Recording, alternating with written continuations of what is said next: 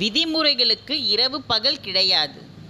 ஒரு சமயம் பொதுக்கூட்டம் ஒன்றுக்கு சென்று வீடு திரும்பும்போது சென்னை வால்டாக்ஸ் சாலையில் கடைசியில் சென்ட்ரல் நிலையத்தை ஒட்டினார் போல் காமராஜரின் கார் வலப்புறம் திரும்ப எத்தனித்தது. பேச்சில் ஈடுபட்டிருந்த பெருந்தலைவர், ஏன்பா இப்படி திரும்புற, வழக்கம் போல அந்த பக்கம் போய்விட்டு திரும்பி வாயேன் என்றார் கண்டிப்புடன்.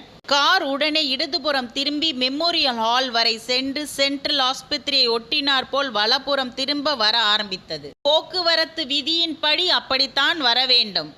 ஆனால் காரில் உடனிருந்த ஒருவர் இரவு 10 மணிக்கு மேல் போக்குவரத்து குறைவு, அதனால் கடைசி வரை போய் திரும்ப வர வேண்டும் என்ற நிர்பந்தம் கிடையாது என்று விளக்கினார். நிர்பந்தம் இல்லை என்பதால் இரவு போய் பழகிவிட்டால் அதே பழக்கம்தானே பகலிலும் வரும்.